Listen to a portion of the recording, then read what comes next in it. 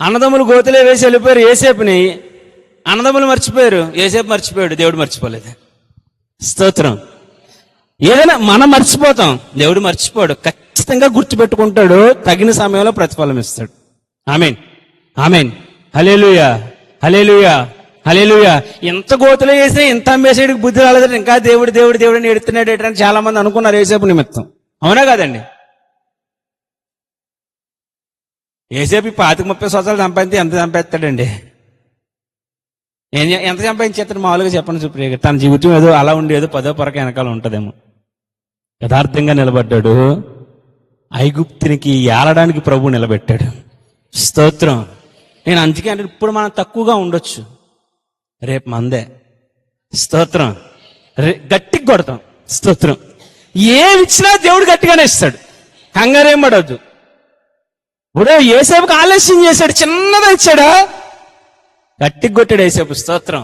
హల్లెలూయా.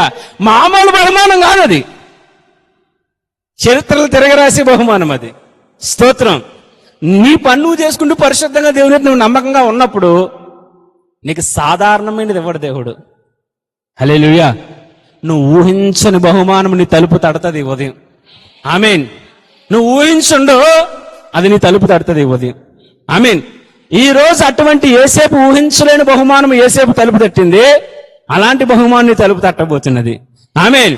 నీ దరిద్రం పోయేంత బహుమానం దేవుడు నీకు ఇస్తాడు. హల్లెలూయా, హల్లెలూయా. నమ్మకంగా ఉన్నాడండి. బట్టలు కూడా లేకుండా యోసేపు జీవితాన్ని పతనానికి చేసేసారు అంతే. కానీ దేవుడిచ్చింది మంచి బహుమానం. స్తోత్రం. హల్లెలూయా, హల్లెలూయా. యోసేపు దరిద్రం అంతా స్తోత్రం. హల్లెలూయా. యోసేపుని ఇంకా బ్లెస్ చేసి అనేక మందికి ఆశీర్వాదకరంగా నిలబెట్టాడు. ఆమేన్, ఆమేన్. నిజంగా చెప్తున్నాను, ఈ రోజు మీరు ప్రభు దగ్గర నమ్మకస్తులుగా ఉంటే, యథార్థవంతులుగా ఉంటే, పాపం మెరుగని వారిగా ఉంటే, దేవుని చిత్తానికి దేవుని ఆజ్ఞలకు మీరు లోబడిన వారిగా ఉంటే, మీ దేవుడు మీకు ఏది ఇచ్చినా గట్టిగానే ఇస్తాడు. స్తోత్రం. హల్లెలూయా. నిజంగా చెప్తున్నా, దేవుడు నీకు ఇచ్చే దాంతో నీ దరిద్రం అంతా పోద్ది. అంత గొప్ప కృపకు దేవుడు ద్వారాలు తెరుస్తాడు. హల్లెలూయా, హల్లెలూయా. స్తోత్రం. విద్యావంతులు, జ్ఞానవంతులు, వాళ్ళు వీళ్ళు వెర్రివారిని చేసి సైతము కూడా నిన్ను దేవుడు దీవిస్తాడు. హల్లెలూయా. నా దగ్గర ఇన్ని తలాంతులు లేవండి, విద్యలో వెనకబడ్డానండి, ధనంలో వెనకబడ్డానండి, జ్ఞానంలో వెనకబడ్డానని అంటావా? వాళ్ళందరికీ మించిన కృప నీకు ఇస్తాడు.